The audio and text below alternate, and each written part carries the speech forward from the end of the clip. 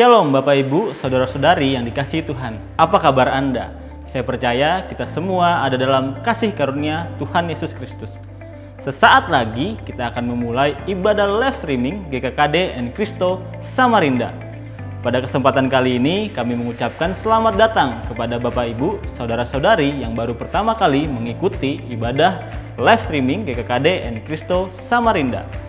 Sebelum kita memulai ibadah live streaming GKKD and Cristo, ada beberapa hal yang kami himbau kepada seluruh jemaat. Yang pertama, pada saat ibadah berlangsung, jemaat tidak sambil berbaring, tidak sambil makan, dan mengambil posisi terbaik layaknya ibadah langsung. Yang kedua, mari jemaat Tuhan kita bersama-sama memuji dan menyembah Tuhan dalam pujian dan penyembahan. Yang ketiga, pastikan Bapak Ibu, Saudara-saudari mengikuti ibadah dari awal sampai akhir. Yang keempat, setelah ibadah selesai, Bapak Ibu, Saudara-saudari mengambil waktu untuk berdoa dan mengucap syukur secara pribadi. Baiklah Bapak Ibu, Saudara-saudari, sesaat lagi kita akan memulai ibadah live streaming GKKD and Cristo Samarinda. Selamat beribadah, Tuhan Yesus memberkati.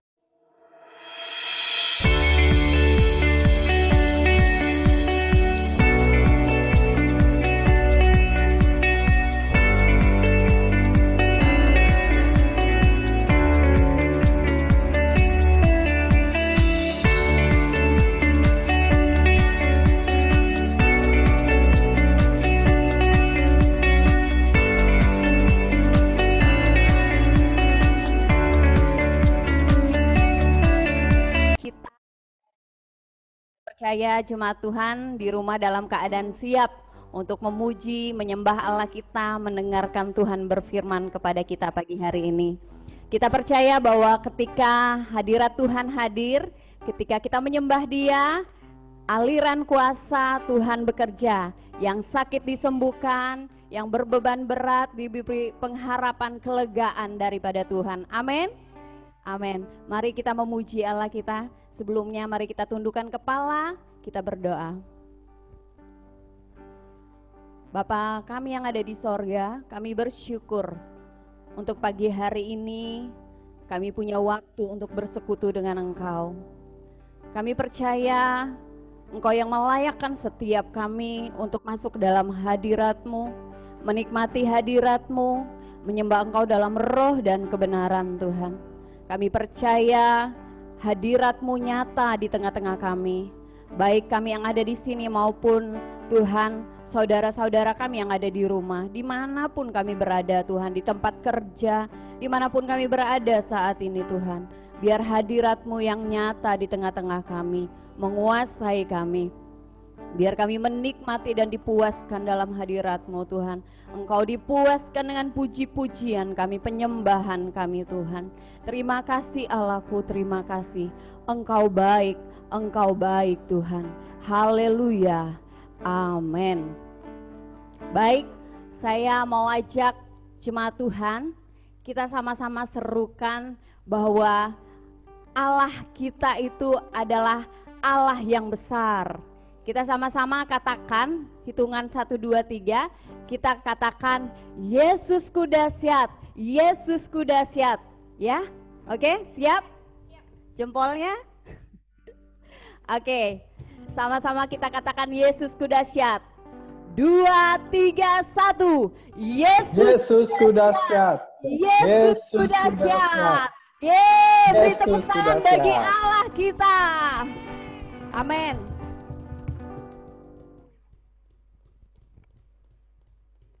Mari kita berdiri semua, yang ada di rumah juga mari berdiri. Kita mau memuji-muji Allah kita. Allah kita adalah Allah yang besar. Tidak ada yang bisa dibandingkan dengan Dia. Tidak ada yang bisa disejajarkan dengan Dia.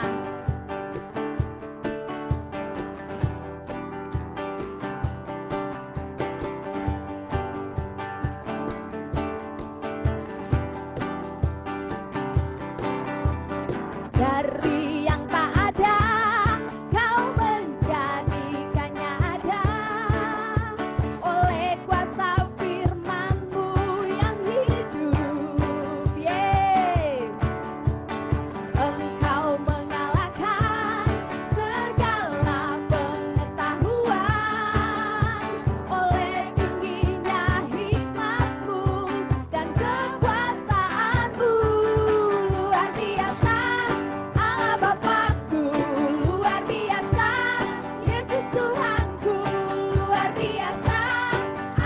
Roh Kudus yang takkan pernah berubah. Amin. Luar biasa kebaikanmu, luar biasa keajaibanmu, gagah perkasa perbuatanmu, dari kekal sampai kekal.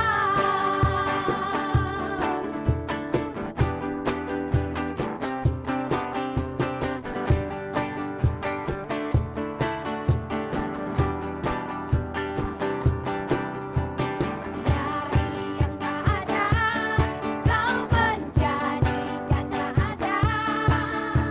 Oleh kuasa firman-Mu yang hidup. Amin. Engkau mengalahkan segala pengetahuan.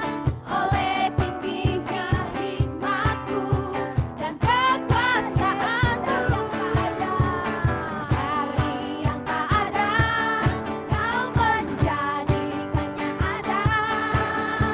Oleh kuasa firman-Mu yang hidup. Engkau mengalahkan segala pengetahuan. Oleh tingginya hikmat-Mu dan kekuasaan-Mu. Luar biasa Allah Bapa-Ku, luar biasa Yesus Tuhan-Ku, luar biasa Allah Roh Kudus yang takkan pernah berubah. Luar biasa kebaikan-Mu, luar biasa keajaiban-Mu, gagah perkasa perbuatan-Mu, dari kekal sampai kekal. Luar biasa Allah Bapa-Ku, luar biasa Yesus Tuhan-Ku, luar biasa Allah Roh Kudus yang takkan pernah berubah. Luar biasa kebaikan-Mu, luar biasa keajaiban-Mu, gagah perkasa perbuatan-Mu, dari kekal sampai kekal. Luar biasa Allah Bapa-Ku, luar biasa Yesus Tuhan-Ku, luar biasa Allah Roh Kudus yang takkan pernah berubah. Luar biasa kebaikan-Mu, luar biasa keajaiban-Mu, gagah perkasa perbuatan-Mu, dari kekal sampai kekal, dari kekal sampai kekal, dari kekal sampai kekal, dari kekal sampai kekal. Luar biasa. Beri tepuk tangan yang terbaik bagi Allah kita. Dia Allah yang luar biasa. Luar biasa Engkau Tuhan. Haleluya. Allah kita yang luar biasa itu yang terus menopang kita, memimpin kita, memegang tangan kita sampai hari ini. Yang tidak pernah khawatir karena Allah sudah menjamin hidupnya, mari kita angkat tangan. Saya tidak khawatir karena Allah yang menjamin hidup saya. Biarlah pujian, kehormatan hanya bagi Allah kita. Yes, Tuhan. Oh, Iralabase, Iralabase, jiwaku memujimu. Iralabase.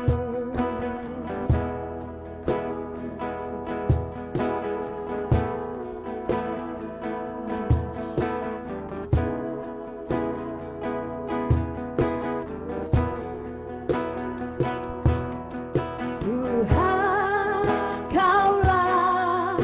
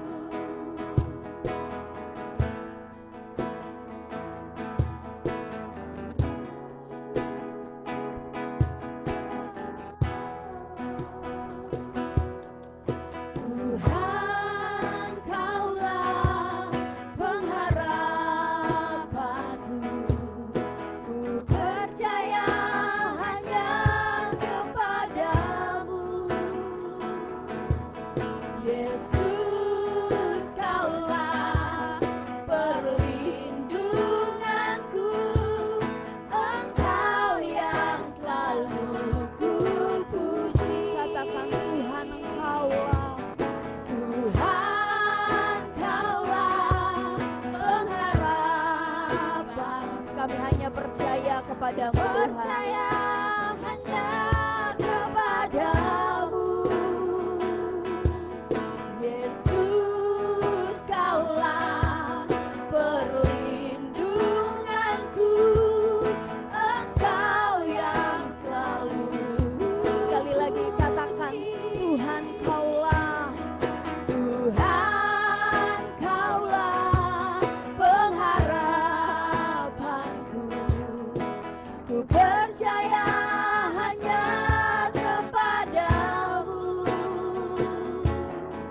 Yesus, Kaulah perlindunganku, Engkau yang selalu. mari sama-sama kita memuji Dia. Mulutku penuh dengan pujian kepadamu, ya Yesus Tuhan. Sepanjang hari ku beri penghormatan kepadamu, ya Allahku. Mulutku penuh dengan pujian kepadamu, ya Yesus Tuhan. Sepanjang hari ku beri penghormatan kepadamu, ya Allahku. Mulutku penuh dengan pujian kepadamu, ya Yesus Tuhan. Sepanjang hari ku beri penghormatan kepadamu, ya Mulut kami penuh dengan pujian, mulutku penuh sebab Engkau yang layak dengan Tuhan. pujian Engkau yang layak Tuhan. kepadamu, ya Kiralabasik, kiralabasik, kiralabasik. Sepanjang hari ku beri penghormatan kepadamu, ya Allah. Lebih lagi Mulutku penuh dengan pujian kepadamu, Tuhan, hanya Engkau yang kami sembah. Kiralabasik, kiralamase. Sepanjang hari ku beri penghormatan kepadamu, ya hanya Engkau yang kami puji. Mulutku penuh dengan pujian kepadamu, ya Yesus Tuhan.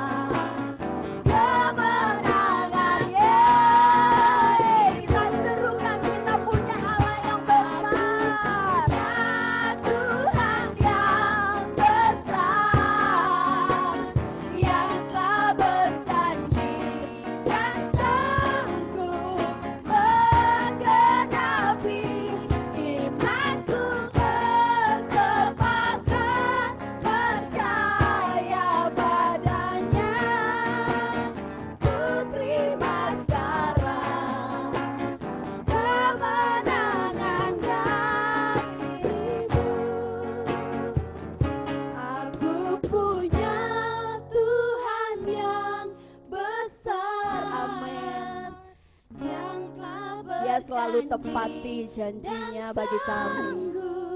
Mengenapi imanku bersepakat, percaya kuasanya.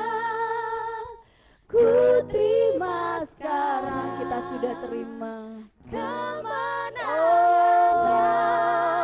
darimu. Oh haleluya. Aku punya Tuhan yang besar,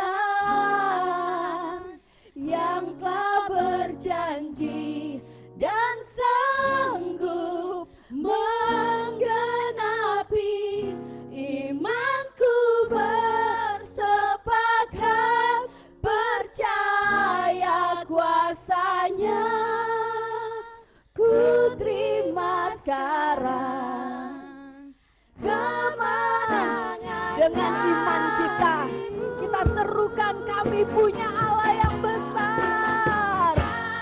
Oh, Engkau besar Tuhan. Engkau sanggup melakukan hal-hal yang tak bisa kami lakukan Tuhan. Oh, menggenapi imanku bersepakat, percaya segala kelemahan kami semakin nyata kuasa Tuhan. kemenangan dari kami terima sekarang. Ku terima sekarang, amin. Kemenangan darimu. Ku terima sekarang kemenangan darimu.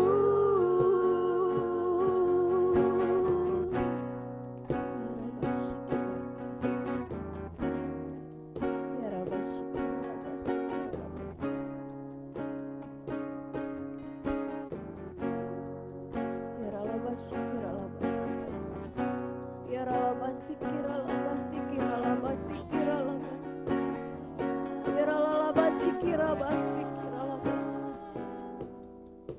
silakan kepada Pak Dikson turun dalam.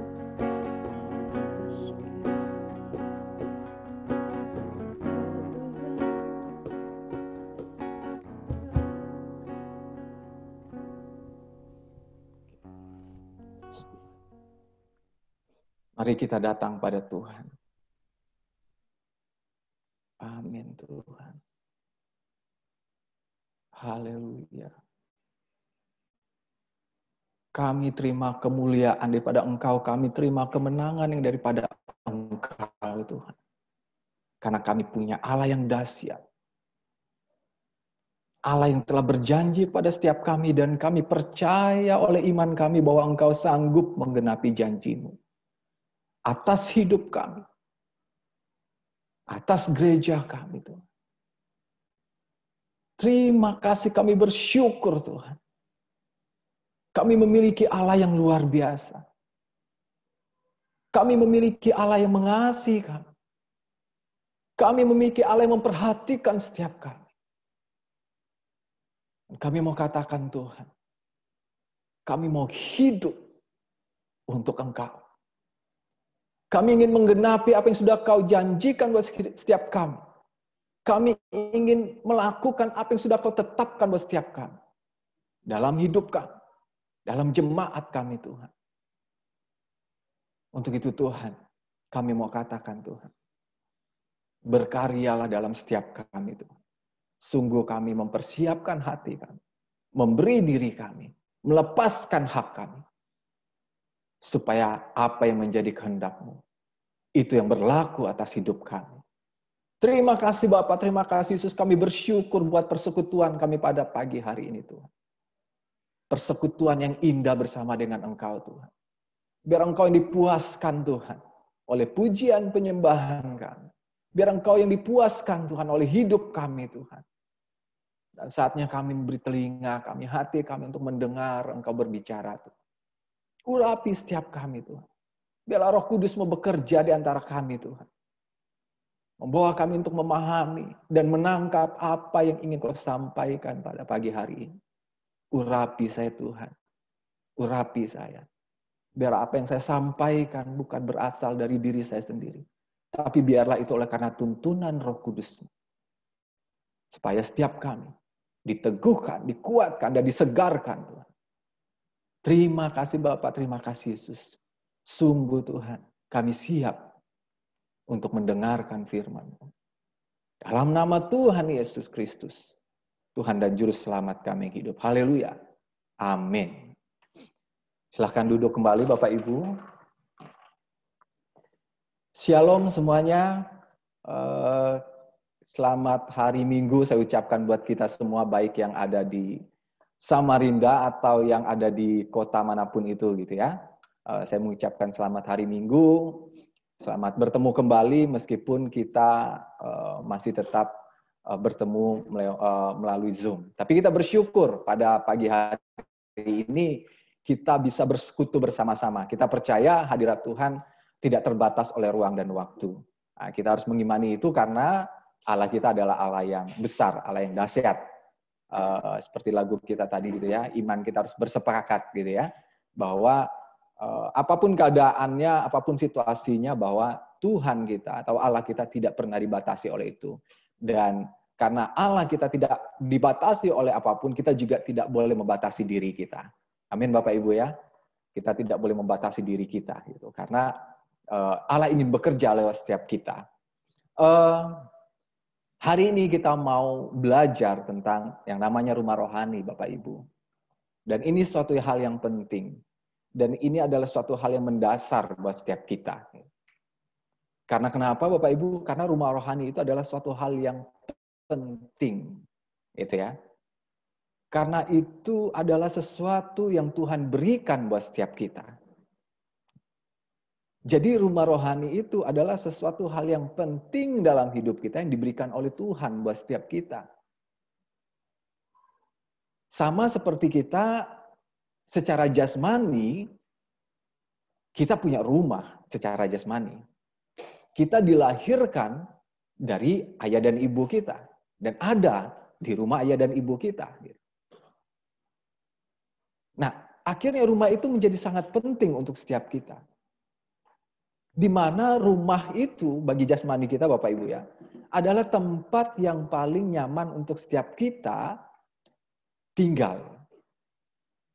Di mana tempat yang paling tepat untuk kita mengalami sebuah penjagaan.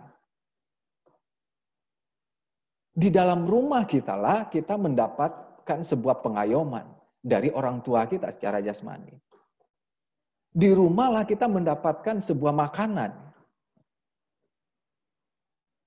Bapak Ibu, kalau kita yang sudah berkeluarga gitu ya, punya anak. Pasti anak-anak kita untuk mereka bertumbuh secara jasmani gitu ya. Kita sedang berbicara tentang rumah jasmani dulu gitu. Pasti mereka makannya di rumah kita gitu.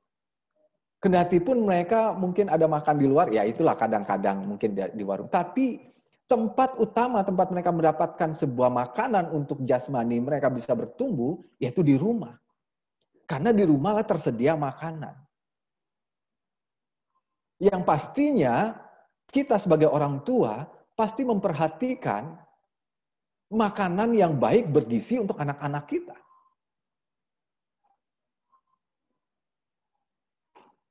Demikian juga kalau kita, Bapak Ibu, dalam keadaan lelah, capek, atau sakit gitu ya, pasti kita mencari rumah untuk tempat kita beristirahat.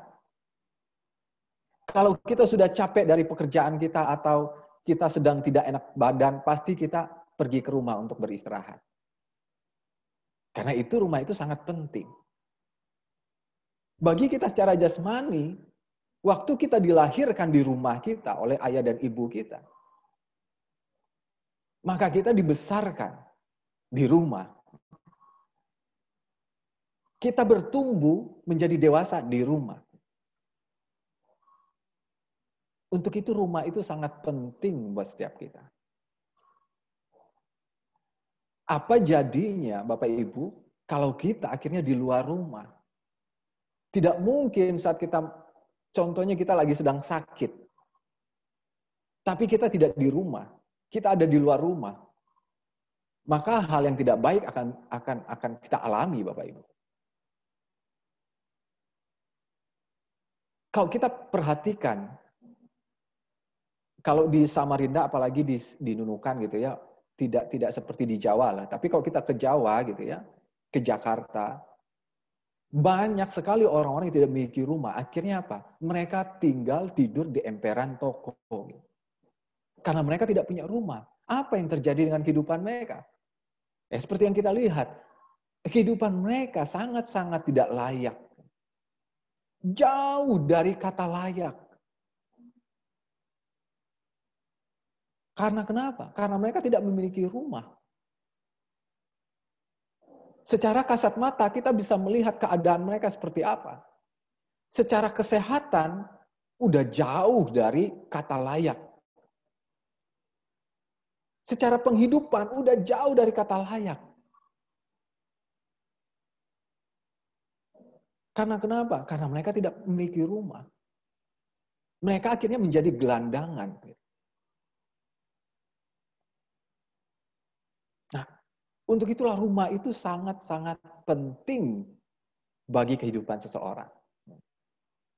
Demikian juga Bapak Ibu dengan rohani kita. Karena kita ini adalah manusia yang terdiri dari manusia rohani dan manusia lahiriah gitu ya, jasmani. Oke, secara jasmani kita memiliki rumah. Itu rumah Bapak dan Ibu kita gitu ya. Tetapi secara rohani kita pun harus memiliki rumah. Karena kenapa? Tuhan tidak menginginkan kita menjadi gelandangan-gelandangan rohani yang tidak memiliki rumah. Sama seperti analogi yang saya sampaikan tadi. Tuhan mengasihi setiap kita dan Tuhan tidak mau setiap manusia yang Dia kasih itu menjadi gelandangan rohani. Karena tidak memiliki rumah rohani. Rumah rohani itu penting bagi kehidupan kita secara rohani. Di mana di rumah rohani kita mendapatkan penjagaan, pengajaran, kita mendapatkan pengayoman, kita mendapatkan perlindungan, kita mendapatkan makanan rohani yang tepat buat setiap kita. Akhirnya secara manusia rohani kita bertumbuh dengan baik. Kembali lagi saya menganalogikan ke manusia secara jasmani. Seperti tadi yang saya analogikan bahwa banyak orang yang tidak memiliki rumah akhirnya ada di emperan toko gitu ya. Coba kita perhatikan dengan baik bagaimana cara mereka untuk makan. Sangat-sangat tidak tercukupi. Kadang-kadang untuk memenuhi kebutuhan makan mereka rela untuk mengais makanan dari sampah. Yang artinya kalau itu makanan dari sampah yang udah pasti tidak sehat, Bapak Ibu. Tetapi kalau di rumah, bisa dipastikan bahwa di rumah tersedia makanan yang sehat. Demikian juga dengan rohani kita. Kita harus memiliki rumah rohani. Supaya apa? Supaya kita mendapatkan makanan yang sehat secara rohani. Supaya secara rohani kita juga bisa bertumbuh dengan baik. Kita mendapatkan perlindungan. Karena kenapa? Ada yang menjaga kita, ada yang berjaga-jaga buat kita. Kalau kita sebagai orang tua, kita yang berjaga-jaga bagi anak-anak kita. Karena mereka ada di dalam rumah kita. Mereka ada di dalam pengawasan kita. Nah, demikian juga dengan rumah rohani. Ayo kita buka Alkitab kita di 1 Petrus 1 ayat 10. 1 Petrus 2 ayat 1 sampai 10.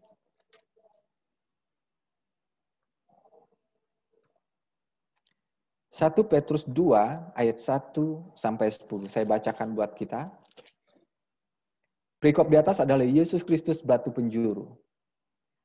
Karena itu buanglah segala kejahatan, segala tipu muslihat dan segala macam kemunafikan, kedengkian dan fitnah.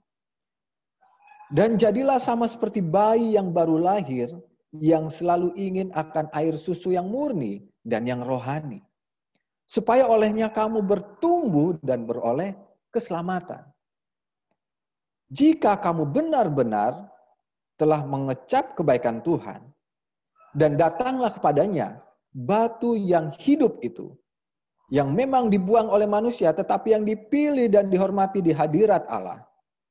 Dan biarlah kamu juga dipergunakan sebagai batu hidup untuk membangun suatu rumah rohani. Bagi suatu imamat kudus untuk mempersembahkan persembahan rohani yang karena Yesus Kristus berkenan kepada Allah. Sebab ada tertulis dalam kitab suci, sesungguhnya aku meletakkan di Sion sebuah batu yang terpilih, sebuah batu penjuru yang mahal, dan siapa yang percaya kepadanya tidak akan dipermalukan. Karena itu bagi kamu yang percaya, ia mahal. Tetapi bagi mereka yang tidak percaya, batu yang telah dibuang oleh tukang-tukang bangunan telah menjadi batu penjuru, juga telah menjadi batu sentuhan dan suatu batu sandungan. 8. Mereka tersandung padanya karena mereka tidak taat kepada firman Allah. Dan untuk itu mereka juga telah disediakan. 9. Tetapi kamulah bangsa yang terpilih, imamat yang rajani, bangsa yang kudus, umat kepunyaan Allah sendiri. Supaya kamu memberitakan perbuatan-perbuatan yang besar dari Dia, yang telah memanggil kamu keluar dari kegelapan kepada terangnya yang ajaib. Kamu yang dahulu bukan umat Allah, tetapi yang sekarang telah menjadi umatnya. Yang dahulu tidak dikasihinya, tetapi yang sekarang telah beroleh belas kasihan. Di ayat 5-nya, Bapak Ibu, dan biarlah kamu juga dipergunakan sebagai batu hidup untuk membangun suatu rumah rohani. Bagi suatu imamat kudus untuk mempersembahkan persembahan rohani yang karena Yesus Kristus berkenan kepada Allah. Jadi Bapak Ibu, saya teringat ada satu lagu gitu ya. Refnya begini. Menjadi rumah bagi mereka yang lelah. Setiap kita harus ada di dalam rumah rohani. Dan berikutnya, kita harus bisa menjadi rumah rohani bagi orang lain.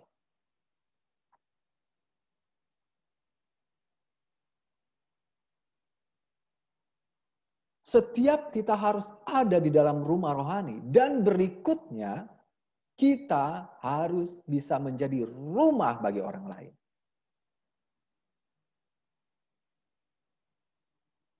Contohnya sama seperti saya secara jasmani ya. Pada gilirannya saya menjadi anak bagi orang tua saya. Yang dilahirkan dari rumah saya.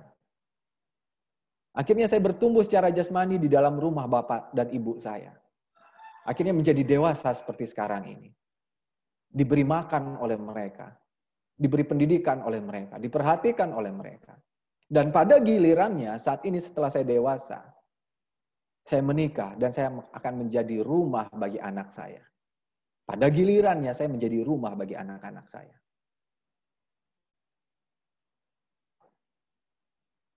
Dan pada gilirannya kita juga akan menjadi rumah bagi banyak orang. Karena kenapa? Karena rumah rohani itu ada suatu hal yang penting sekali. Tuhan memberikan rumah rohani bagi setiap kita, bukan karena kita yang memilih, tetapi Tuhan yang menuntun setiap kita untuk kita ada di dalam rohani. Karena kenapa? Karena Tuhan mengasihi setiap kita. Tuhan tidak menginginkan setiap kita menjadi gelandangan rohani yang tidak mendapatkan makanan yang tepat. Jadi rumah rohani itu menjadi suatu hal yang penting, Bapak Ibu. Maka tinggallah di dalam rumah rohani. Maka tetap ada di dalam rumah rohani. Karena itu hal yang sangat penting sekali. Sama seperti kita memiliki rumah jasmani.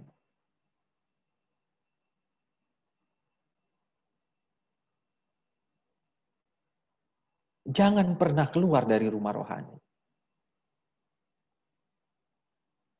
Hal itu bukan hanya sekedar sebuah kebiasaan sebuah gereja, Bapak Ibu. Tidak. Tapi itu adalah pola ilahi. Rumah rohani itu bukan hanya sekedar istilah, bukan hanya sekedar sesuatu yang dibuat-buat oleh gereja kita. Bukan. Tetapi itu adalah pola ilahi.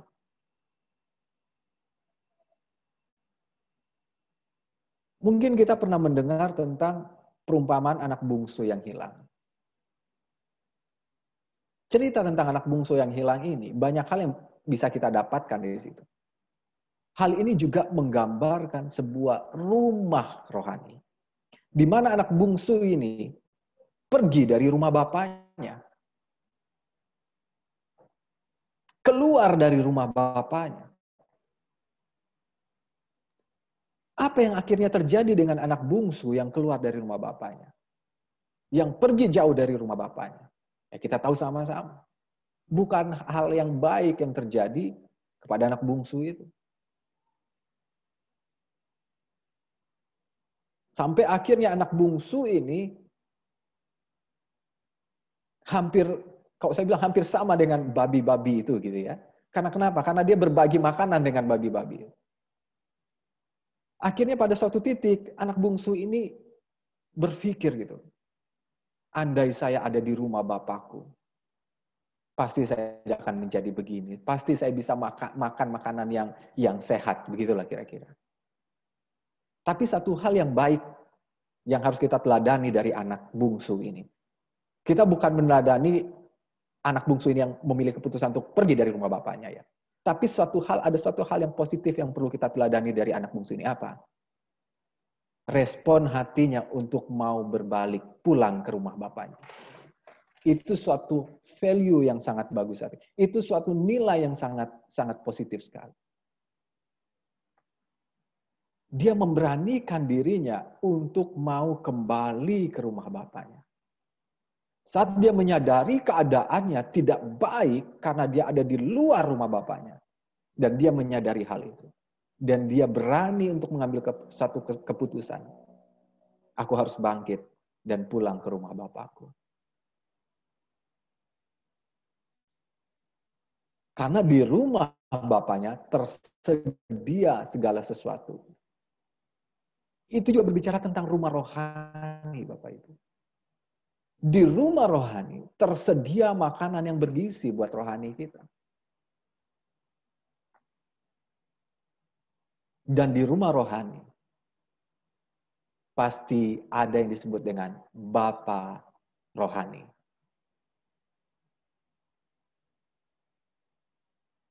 Ada yang disebut dengan keluarga rohani.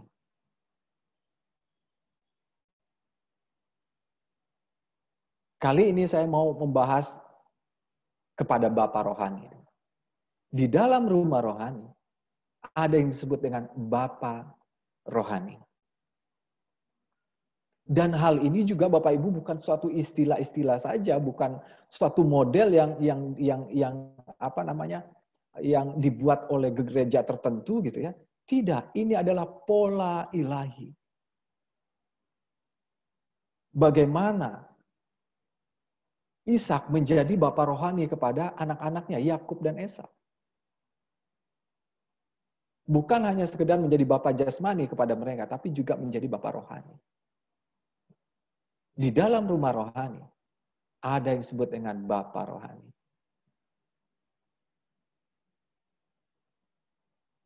Secara jasmani, Bapak Ibu, kita memiliki silsilah. Pasti jelas silsilah kita.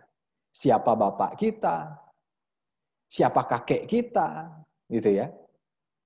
Secara jasmani, kita memiliki silsilah dari mana kita berasal. Dan dari silsilah itulah kita mendapatkan warisan kita. Sekali lagi saya katakan, secara jasmani, setiap kita pasti memiliki silsilah. Siapa bapak kita, siapa kakek kita, itu udah jelas silsilah kita. Dan dari silsilah itu kita mendapatkan warisan kita. Dari silsilah itu kita mendapatkan warisan kita. Nah, secara rohani juga kita harus jelas silsilah kita. Siapa bapak rohanimu? Karena kenapa? Karena dari silsilah itu engkau mendapatkan warisan rohani. Karena ini akan menjadi sangat penting Bapak Ibu. Kalau Pak Edison membagikan bahwa Tuhan berbicara melalui rumah rohani untuk menyampaikan sesuatu yang esensi, maka Tuhan juga memberikan warisan rohani lewat rumah rohani, lewat Bapak rohani. Dari silsilah rohani itulah kita mendapatkan warisan rohani kita. Dan Bapa rohani itu hanya satu. Sama seperti kita. Bapak kita secara jasmani ada satu. Meskipun ada Bapak angkat gitu ya, ada bapak-bapak yang lain, tapi Bapak asli kita satu. Gitu. Itu nggak bisa kita pungkiri Bapak Ibu. Dan Bapa rohani itu ada satu. Ayo kita buka di 1 Korintus 4 ayat 15. 1 Korintus 4 ayat 15.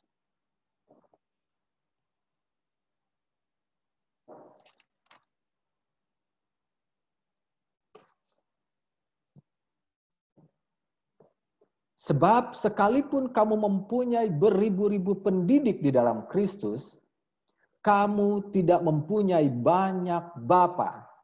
Karena akulah yang dalam Kristus Yesus telah menjadi bapamu oleh Injil yang kuberitakan kepadamu. Ini pernyataan Rasul Paulus kepada jemaat di Korintus. Paulus menyampaikan kepada jemaat di Korintus bahwa sekalipun kamu mempunyai beribu-ribu pendidik di dalam Kristus. Sekalipun kamu memiliki beribu-ribu pendidik di dalam Kristus. Tapi dia katakan, kamu tidak mempunyai banyak bapa. Karena akulah, kata Paulus, yang dalam Kristus Yesus telah menjadi bapamu oleh Injil yang kuberitakan kepadamu.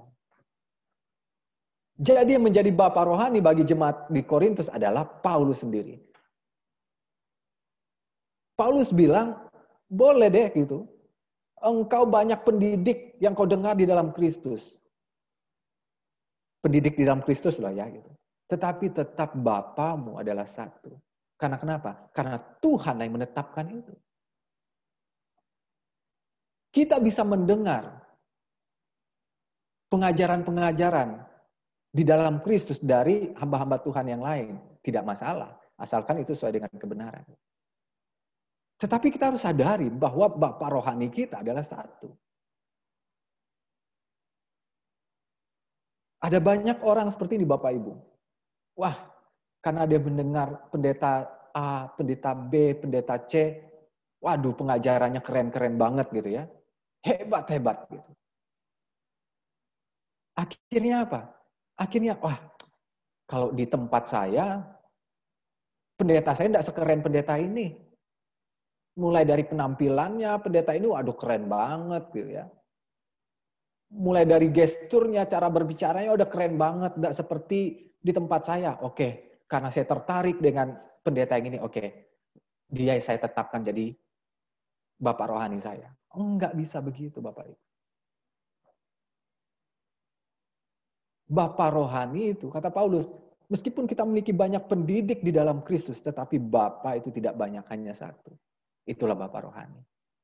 Tuhan yang menetapkan itu.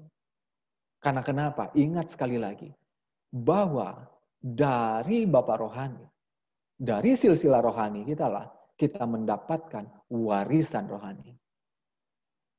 Ini bukan sesuatu yang main-main Bapak Ibu. Ini sesuatu yang sangat-sangat esensi. Bagi saya, kalau saya secara pribadi, ada beberapa hamba Tuhan yang saya dengar pengajarannya, yang bagus gitu ya. Sebagai untuk saya dengar gitu ya. Saya kadang mendengar dari Mark McClendon gitu, ada Eddie Leo juga saya dengar gitu.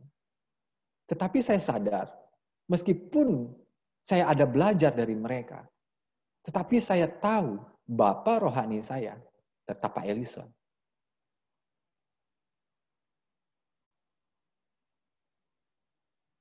Saya sadar dan saya mengerti itu. Karena kenapa? Karena saya mendapat warisan rohani saya dari Bapak rohani saya. Kenapa saya bisa ada memiliki Bapak rohani? Karena saya ada di dalam rumah rohani. Hal ini yang harus kita sadari. Bahwa rumah rohani dan Bapak rohani itu adalah sesuatu yang sangat-sangat esensi buat kita paham.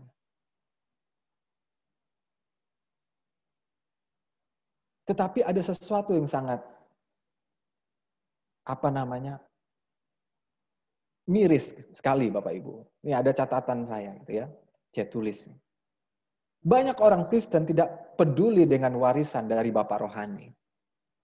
Hanya karena sedikit ditegur, dinasehati, atau didisiplin gitu ya.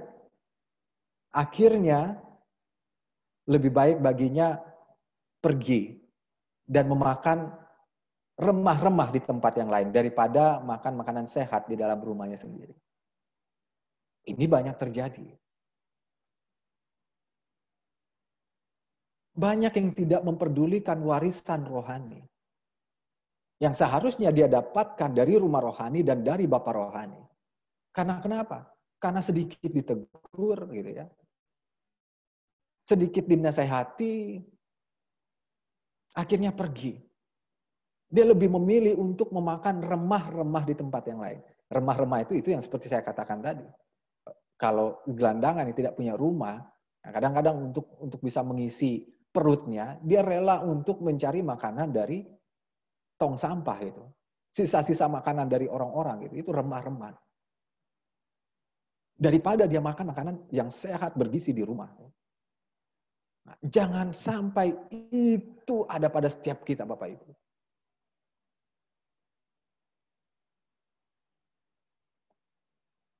Di dalam rumah rohani itu memang ada teguran. Tapi kita harus sadari itu sesuatu yang baik buat setiap kita. Untuk mempersiapkan kita. Tuhan saja berkata, aku menyesah orang yang kuanggap anak. Aku menghajar orang yang kukasihi. Karena kenapa? Tuhan tidak mau menjadikan kita anak-anak gampangan.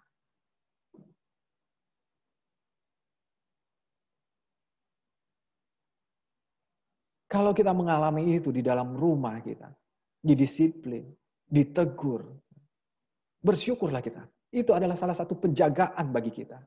Supaya apa? Supaya kita jangan terlalu jauh melenceng dalam hidup kita. Maka adalah teguran, maka adalah pendisiplinan. Sekali lagi, pendisiplinan itu bukanlah hukuman. Itu yang harus kita pahami. Jangan sampai saat kita didisiplin oleh pembimbing kita, oleh Bapak rohani kita, akhirnya kita merasa saya sedang dihukum ini. Pendisiplinan itu bukanlah sebuah hukuman, bukan punishment. Tetapi pendisiplinan itu adalah untuk membawa kita kembali kepada track yang sebenarnya. Dalam pendisiplinan itu kita dibimbing lagi untuk menarik kita kembali ke dalam track yang sebenarnya. Pendisiplinan itu adalah untuk menolong kita untuk kembali kepada jalur yang sebenarnya. Pendisiplinan itu bukanlah sebuah hukuman bagi kita. Jadi ini yang harus kita sadari Bapak Ibu. Jadi kalau kita sebagai pembimbing mendisiplinkan orang yang kita bimbing, maka dalam tahap pendisiplinan itu, maka harus ada pembimbingan yang intensif bagi dia untuk apa? Untuk kembali kepada track yang sebenarnya. Jadi itu bukan sebuah hukuman. Itu bukan sebuah punishment. Ini harus kita sadari. Justru pendisiplinan itu adalah untuk menjaga kita. Supaya kita juga jangan terlalu jauh melenceng dari track yang sebenarnya. Kita harus bersyukur oleh karena itu. Kalau kita ditegur di dalam rumah rohani kita, kalau kita ditegur oleh pembimbing kita harus bersyukur. Karena teguran itu yang membuat kita tidak terlalu jauh melenceng. Karena teguran itu yang membuat kita terus ada dalam track-nya. Kalau tanpa teguran, kalau tanpa pendisiplinan, maka apa yang terjadi? Maka kita akan berjalan sesukanya kita.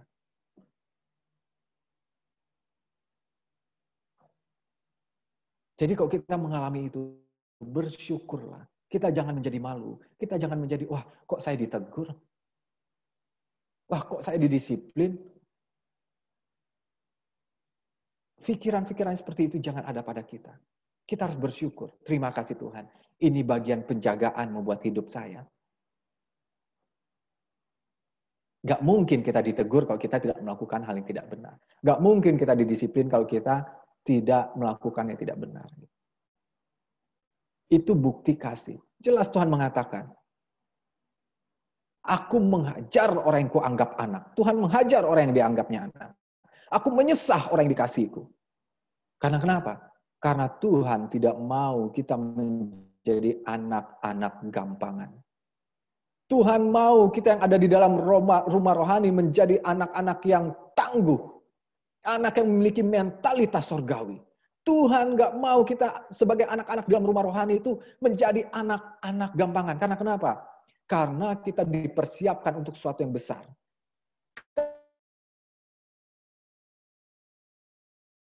Yang tidak memadai bagaimana kita bisa mengerjakan hal yang dahsyat. Karena kenapa? Karena untuk melakukan hal yang dahsyat pasti ada tantangan. Ada satu pernyataan yang luar biasa menurut saya. Tidak ada kemuliaan tanpa penderitaan.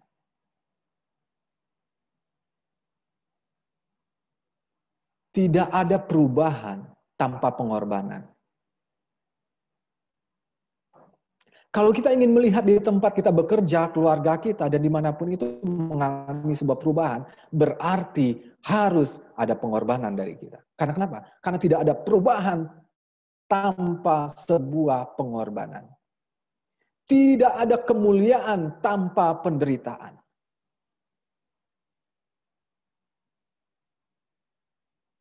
Maka perlu sebuah mentalitas yang kuat untuk hal itu. Maka di rumah rohanilah kita dipersiapkan untuk itu.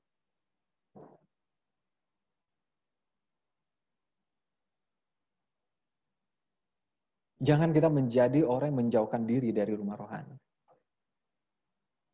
Akhirnya memakan remah-remah di luar sana. Saya mempraktekkan itu dalam hidup saya. Saya tidak pernah berpikir, akhirnya dulu saya bisa bertemu dengan Bapak Ibu sekalian di dalam rumah rohani ini. Saya tidak pernah berpikir hal itu. Waktu saya datang dari kampung saya untuk berkuliah. Saya tidak pernah berpikir, bahkan saya tidak mengerti tentang apa yang namanya rumah rohani dan Bapak rohani. Tetapi karena Tuhan mengasihi saya, Tuhan yang menuntun saya kepada rumah rohani yang Tuhan sudah sediakan bagi saya. Akhirnya saya bertemu dengan Bapak Ibu sekalian di rumah rohani ini, dan saya bertemu dengan Pak Ilison. Dan saya mengerti bahwa Tuhan menetapkan itu untuk saya. Menjadi Bapak rohani saya. Saatnya saya akhirnya pergi ke Nunukan gitu ya. Saya tetap menyadari siapa dan di mana rumah saya. Saya tetap terkoneksi dengan rumah saya, rumah rohani saya, dan saya tetap terkoneksi dengan Bapak rohani saya. Tahun-tahun pertama, kedua saya ada di Nunukan ini. Ada banyak pergumulan yang saya alami sampai setiap hari, hampir setiap hari. Saya pulang kantor itu duduk di bawah ada satu pohon gitu ya, untuk menitihkan air mata. Karena jujur secara manusia saya udah nggak kuat. Sampai suatu kesempatan saya pulang ke Samarinda gitu ya, ada suatu kegiatan waktu itu ketemu dengan Pak Elison, Bapak rohani saya gitu. Saya katakan, Pak, Saya sudah nggak kuat lagi. Kalau bisa saya angkat bendera putih, tanda menyerah. Saya angkat bendera putih. Saya mau kembali ke Samarinda. Tapi Pak Ilisan nepuk-nepuk punggung saya gitu ya. Dia bilang, Tuhan sedang mempersiapkan yang besar buat kamu. Harapan saya sebenarnya, oh ya gitu Kak, oke kembalilah gitu. Tetapi bukan itu gitu. Tapi Bapak tepuk-tepuk punggung saya. Saya terus terkoneksi, apapun yang saya alami di Nunukan gitu, saya telepon dengan Bapak rohani saya. Dengan keluarga rohani saya, rekan-rekan di Samarinda. Baik buruknya, saya pasti telepon. Karena kenapa? Karena saya tahu saya memiliki sebuah rumah, saya memiliki sebuah keluarga rohani, saya memiliki Bapak rohani.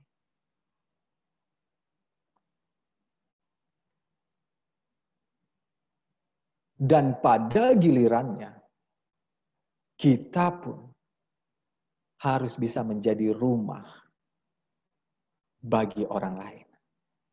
Banyak orang sekarang yang masih gelandangan secara rohani, tidak memiliki rumah secara rohani.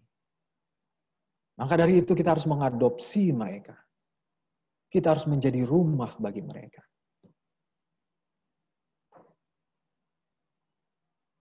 Kita harus adopsi mereka. Kita harus menjadi rumah bagi mereka. Kita harus bisa menjadi rumah rohani bagi banyak orang. Bagi kita yang sudah ada di luar kota Samarinda,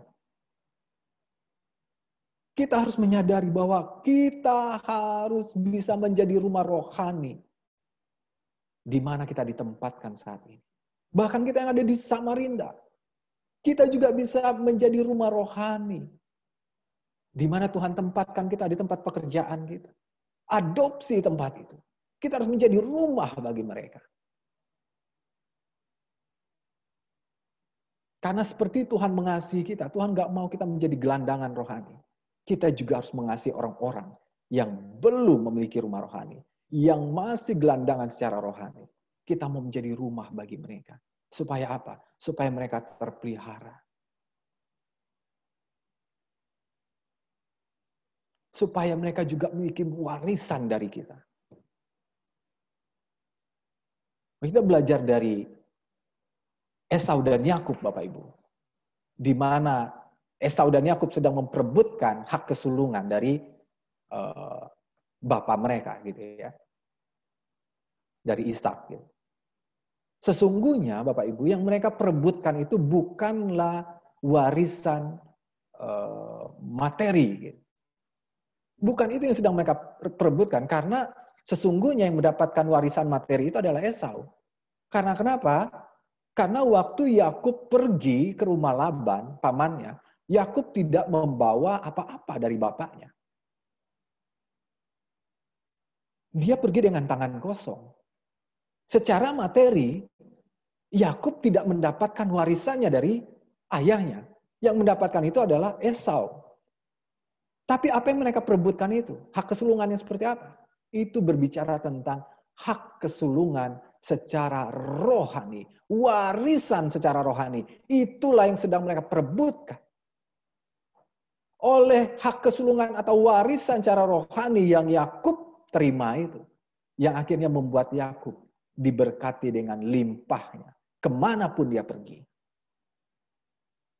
Secara materi, Yakub tidak mendapatkan apa-apa dari bapaknya. Tetapi dia mendapatkan warisan secara rohani. Itu yang menyebabkan Yakub diberkati oleh Tuhan.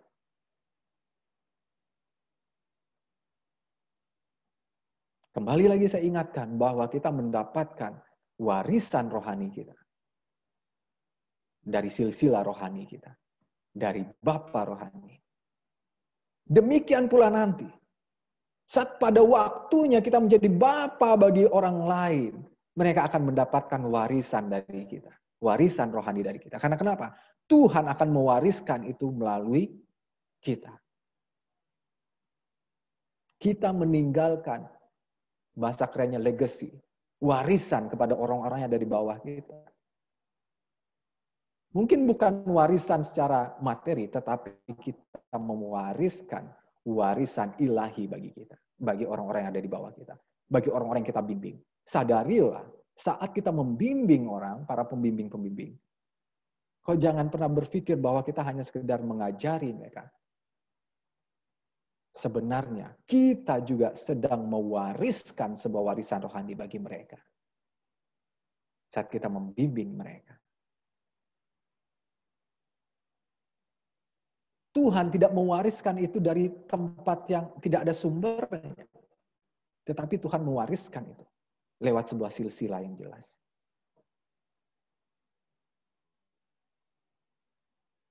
Itulah pentingnya rumah rohani. Itulah pentingnya Bapa rohani. Bersyukurlah kita.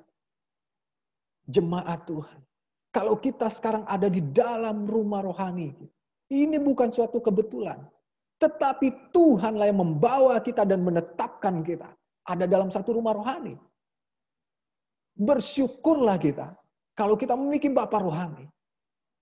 Karena Tuhan mengasihi kita, Tuhan yang membawa kita, menetapkan kita untuk kita memiliki Bapa rohani. Karena Tuhan mengasihi kita. Tuhan sedang ingin mewariskan sesuatu yang berharga kepada kita lewat rumah dan Bapa rohani. Tuhan tidak mau kita menjadi gelandangan-gelandangan rohani yang hanya memakan remah-remah di luar sana. Tapi Tuhan ingin memberikan sesuatu yang luar biasa kepada kita. Dan dia ingin memberikan itu lewat rumah rohani dan Bapa rohani. Sama seperti Ishak mewariskan warisan rohani. Ishak bukan hanya sekedar menjadi bapa jasmani kepada Esau dan Yakub, tetapi Ishak juga menjadi bapa rohani bagi Esau dan Yakub. Demikian juga dengan Musa dan Yosua.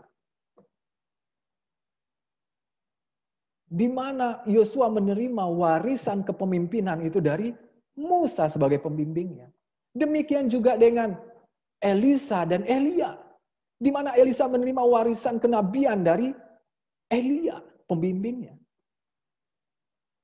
Kita juga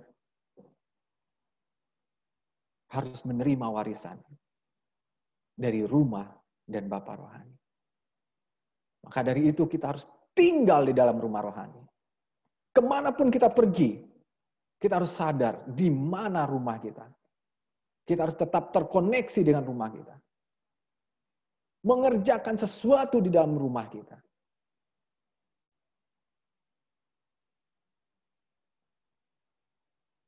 Lantas kalau kita udah punya rumah, apakah kita udah menjadi eksklusif, tidak mau bergaul dengan orang lain? Tidak begitu juga. Saya punya rumah jasmani gitu ya, tapi saya masih bisa datang ke rumah om saya, datang ke rumah tetangga saya untuk bermain ke sana gitu ya. Tetapi saya tetap sadar rumah saya di mana. Ada yang bertanya kepada saya, loh, kan di sini ada G ini, kan sama aja. Tuhannya juga sama. Ya betul Tuhannya sama. Kita harus tetap bisa menjalin hubungan baik dengan gereja-gereja yang ada. Karena kita percaya kita sedang mau membangun kesatuan tubuh Kristus. Tetapi harus kita sadari, rumah tetap sama. Rumah om saya adalah rumah bagi anak-anak om saya. Rumah tetangga saya adalah rumah bagi anak-anak tetangga saya. Rumah saya, bapak saya adalah rumah bagi saya. Saya harus berhubungan baik dengan rumah om saya. Saya harus berhubungan baik dengan rumah tetangga saya. Tetapi rumah saya tetaplah rumah bapak saya. Ini yang harus kita sadari Bapak Ibu. Kita harus menjunjung tinggi kesatuan tubuh Kristus. Ya, itu juga yang sedang saya mau lakukan di tempat saya. Tetapi rumah tetap satu. Terakhir Bapak Ibu, ini hal yang penting juga buat setiap kita. Tadi saya katakan bahwa Ishak bukan hanya sekedar menjadi bapa jasmani kepada anak-anaknya, tetapi dia juga menjadi bapa rohani kepada anak-anaknya. Bapak Ibu sekalian,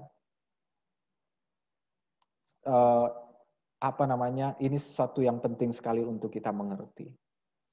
Bagi kita yang sudah menikah, kita harus bahwa referensi kita dalam pernikahan bukanlah apa yang kita lihat pada umumnya seperti yang dunia lakukan. Bahwa setelah menikah punya anak ya berjalan seperti halnya pada umumnya. Tetapi kita harus mengerti bahwa pernikahan itu adalah sesuatu yang ilahi. Waktu kita menikah, kita sedang membentuk sebuah keluarga ilahi. Saya mengerti suatu hal ini sudah lama sekali sebelum saya menikah gitu ya. Tuhan ngajarin saya tentang ini. Karena hampir 12 tahun saya sudah melayani anak muda. Rata-rata yang saya layani anak-anak muda itu, kenapa akhirnya hidup mereka menjadi hancur? Rata-rata penyebabnya, pemicunya justru dari keluarga. Karena kenapa? Yang seharusnya keluarga itu menjadi my home bagi mereka, bukan sekedar house gitu ya, bukan hanya sekedar sebuah bangunan, tetapi menjadi my home bagi mereka. My home itu artinya apa? Di mana tempat yang paling nyaman bagi mereka, di mana tempat perlindungan bagi mereka, di mana tempat untuk mereka mengadu keluh kesah mereka, di mana tempat mereka diterima, itulah sebenarnya home bagi mereka. Itulah sebenarnya keluarga. Tetapi apa yang terjadi, keluarga atau rumah tidak pernah menjadi home bagi anak-anaknya. Justru di keluarga lah anak-anaknya disakiti, dikecewakan. Tidak ada penerimaan, tidak ada penghargaan. Justru di rumah lah anak-anaknya mengalami kepahitan, ketertolakan. Itu yang menjadi pemicu akhirnya karena di rumah sudah tidak mengalami. Kita sering dengar ada statement-statement dari anak-anak muda berkata seperti ini. Wah, di rumah seperti neraka gitu ya. Jadi kita tidak heran bahwa anak-anak lebih suka ada di luar rumah daripada di dalam rumah. Karena kekecewaan yang mereka alami di dalam rumah, kepahitan, ketertolakan, tidak ada penghargaan, akhirnya mereka keluar rumah. Mereka mencari penerimaan di luar rumah. Saat mereka di luar rumah, ada komunitas-komunitas yang tidak benar menerima mereka. Disitulah mulainya kehancuran hidup mereka. Kenapa bisa seperti itu? Karena rumah atau keluarga tidak mengerti mengapa mereka menjadi keluarga. Bahwa saat kita menikah, kita harus sadari bahwa kita membangun sebuah keluarga ilahi. Kita bukan hanya bisa melahirkan anak-anak secara jasmani di dalam rumah kita dan membesarkan mereka secara jasmani. Mungkin kita sudah bertanggung jawab melahirkan mereka secara jasmani. Akhirnya kita memberi makan kepada mereka, akhirnya mereka bisa bertumbuh di dalam rumah kita secara jasmani, menjadi besar secara jasmani.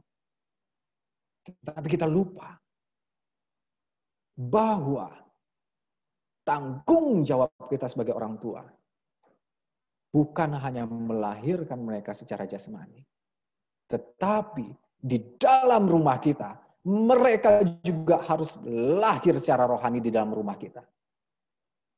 Besar secara rohani dalam rumah kita. Kita bukan hanya sekedar menjadi bapak jasmani kepada anak-anak kita.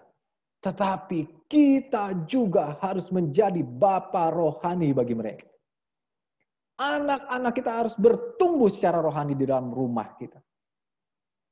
Itulah yang Tuhan inginkan. Itulah esensi dari keluarga ilahi itu.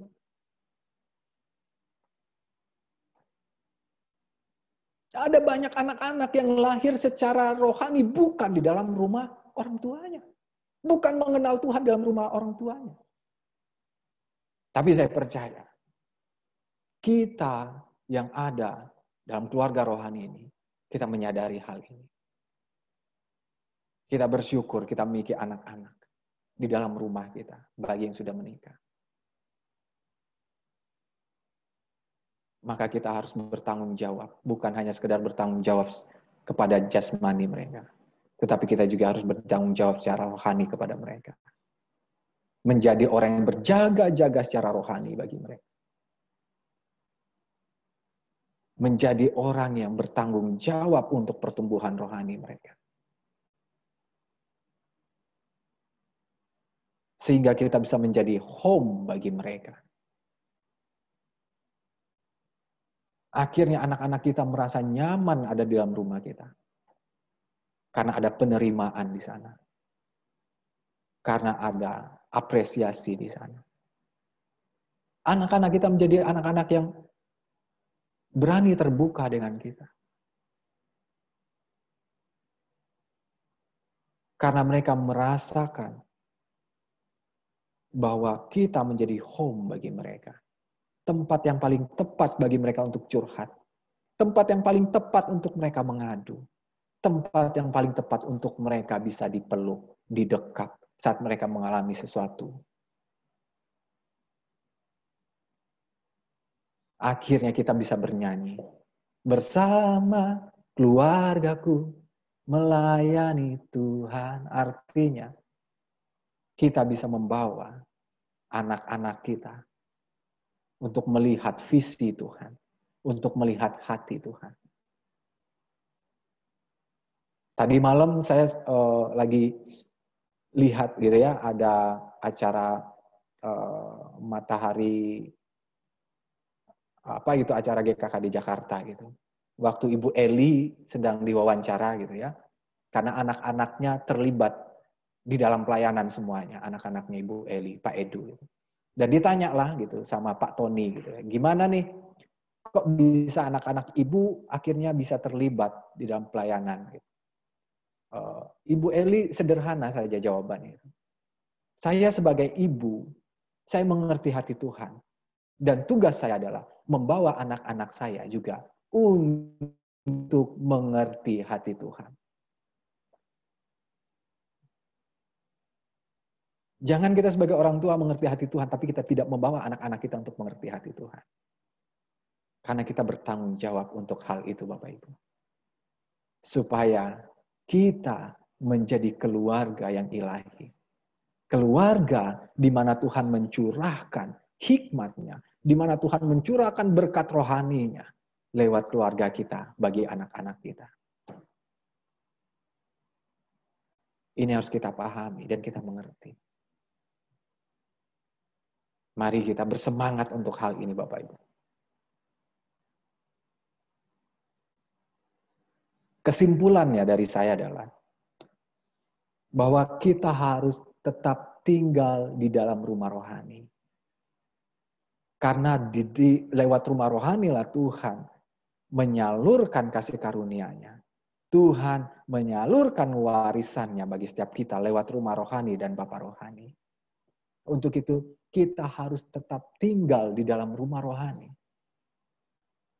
Karena juga di dalam rumah rohani ada penjagaan. Ada pengajaran buat setiap kita.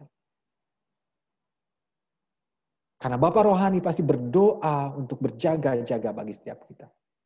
Di dalam rumah rohani, kita pasti mengalami pertumbuhan. Bisa makan makanan yang sehat dan bergizi. Bukan makan makanan remah-remah di luar sana. Maka dari itu, kita harus tetap tinggal di dalam rumah rohani. Biarlah kita mengerjakan pekerjaan-pekerjaan besar Tuhan, sudah Tuhan tetapkan dalam hidup kita, lewat rumah rohani kita. Biarlah kita menyelesaikan pekerjaan yang luar biasa, yang sudah Tuhan tetapkan bagi kita, lewat rumah rohani kita. Biar setiap kita pergi, diutus oleh rumah rohani.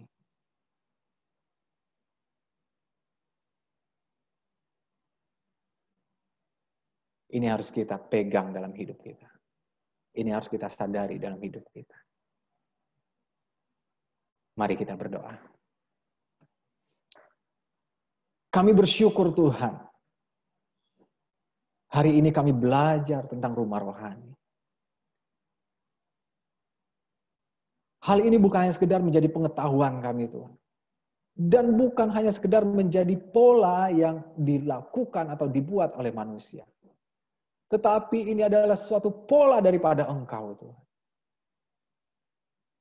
Bahwa Engkau mengasihi setiap kami, Engkau tidak mau setiap kami menjadi gelandangan-gelandangan rohani. Untuk itu Engkau memberikan sebuah rumah rohani bagi kami. Bapa rohani bagi kami. Kami bersyukur, Tuhan. Bahwa dari rumah rohani, Bapa rohani kami mendapatkan warisan kami secara rohani. Untuk itu kami tetap tinggal di dalam rumah rohani. Terima kasih Tuhan, Engkau baik buat setiap kami. Engkau baik buat setiap kami. Dan kami juga Tuhan, mau menjadi rumah bagi banyak orang. Banyak orang di luar sana yang belum memiliki rumah. Banyak orang di luar sana masih gelandangan secara rohani. Masih memakan remah-remah. Kami mau menjadi rumah bagi mereka. Kami mau mengadopsi mereka.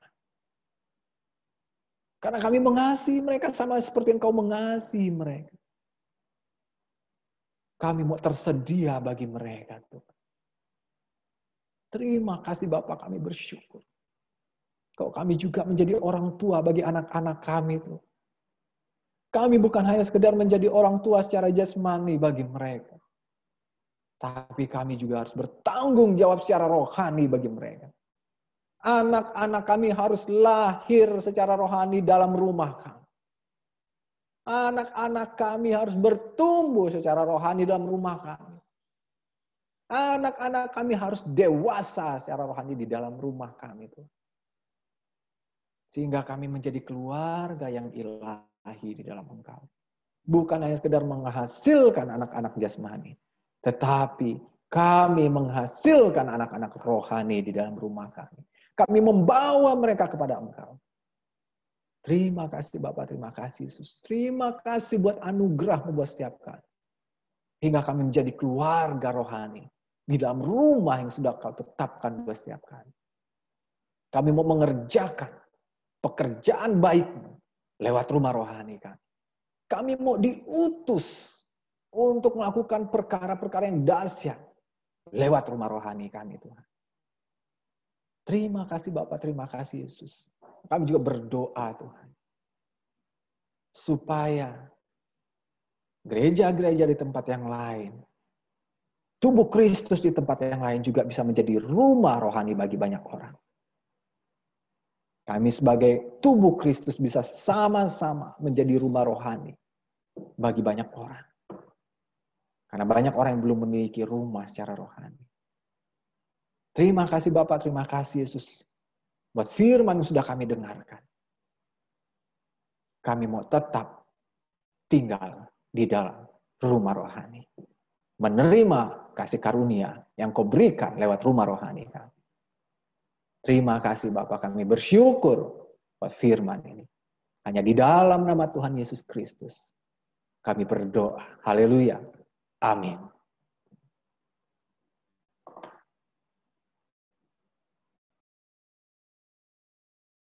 Tuhan yang sudah kita dengar, jika Anda sudah tinggal dalam rumah rohani, itu artinya Anda sudah tinggal dalam ketetapan Tuhan. Karena kata firman Tuhan tadi bahwa ketetapan Tuhanlah kita ada di dalam rumah rohani. Amin ya. Kita saling membangun satu dengan yang lain dalam rumah ini karena kita adalah keluarga rohani dimanapun kita berada. Baik, saya ingatkan kepada jemaat yang ada di dalam rumah rohani ini, jangan lupa kita absen, mengisi absen ya. Ada link yang sudah tertera, tolong diisi. Kita akan memberi persembahan kita siang hari ini untuk Tuhan dengan penuh ucapan syukur akan apa yang Tuhan sudah berikan kepada kita. Biarlah Tuhan dimuliakan atas persembahan kita.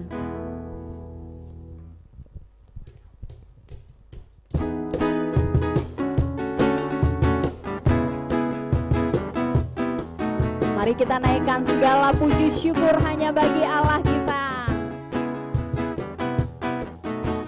Segala puji syukur hanya bagi-Mu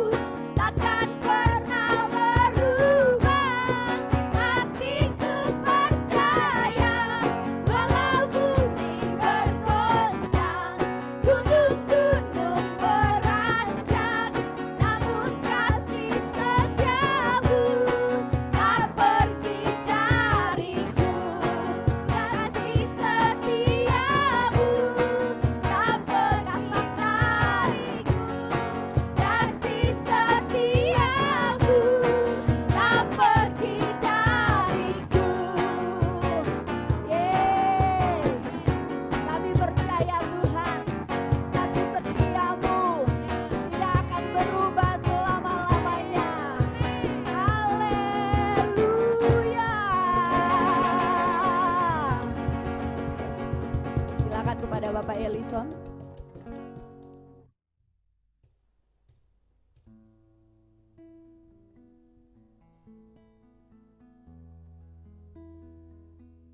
Bersyukur kepadamu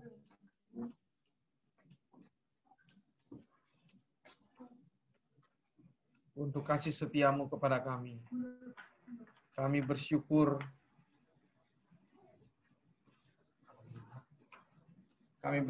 kepadamu untuk apa yang Kau kerjakan dalam kami, yang sampai saat ini Engkau Tuhan pelihara kami, jagai kami, lindungi kami dari segala COVID-19, dari segala COVID yang sedang merajalela Tuhan di dunia ini.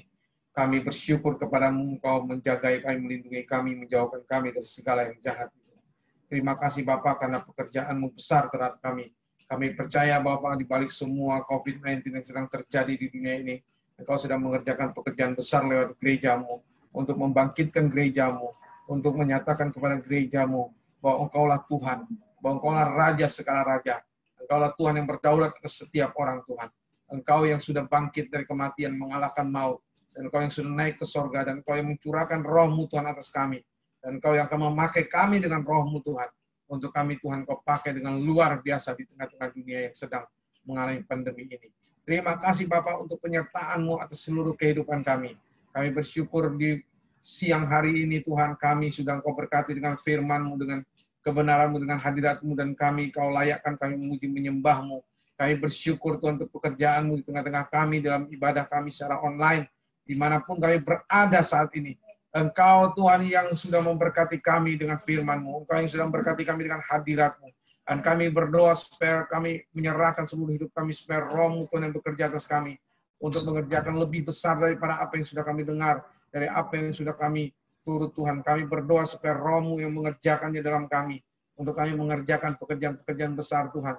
Untuk kami hidup dalam rumah rohani, untuk kami tunduk dalam pendudukan diri dalam kepada Bapa rohani kami. Kami berdoa dalam nama Tuhan Yesus Kristus, supaya kami sungguh-sungguh Tuhan menjadi orang-orang, menjadi anak-anak rohani yang taat kepada Engkau, yang dengar-dengaran Tuhan, yang siap Tuhan untuk melakukan segala firman-Mu Tuhan.